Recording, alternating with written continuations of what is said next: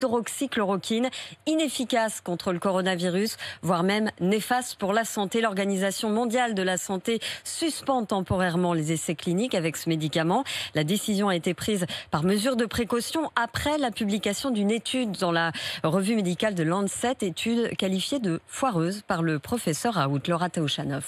Une molécule non seulement inefficace mais potentiellement dangereuse. Selon les résultats de l'étude anglaise qui a fait réagir l'OMS, la chloroquine augmente le risque de décès, comme l'explique le professeur Jean-François Toussaint, médecin et professeur de physiologie à l'université Paris-Descartes à Paris. Ce sont principalement des effets cardiologiques, des effets de torsade de pointe qui posent la question, et c'est donc sur ce domaine-là que la prévention et l'arrêt par l'OMS a été décidé. Un arrêt des tests logique et inévitable aux yeux du docteur Pierre Squara, chef du service de réanimation de la clinique Ambroise Paré à Neuilly. Que la chloroquine ne marche pas, ça fait 50 ans qu'on le sait. On pouvait espérer qu'il y avait une petite exception pour ce virus, mais en fait il n'en est rien. Ça suffit pour qu'on interdise ce médicament, parce que là on parle de millions de patients sur la planète. Si on a donné du Plaquenil à des gens qui ont attrapé le Covid, avec les complications cardiaques que ça peut avoir, peut-être qu'il y en a qui sont morts chez eux et qu'on a étiqueté mort subite. Je l'ai donné à 2 personnes de ville, 2 médecins. Je m'en suis excusé. Une mesure de précaution que ne compte pas suivre le Brésil, pays le plus touché par la pandémie en Amérique latine.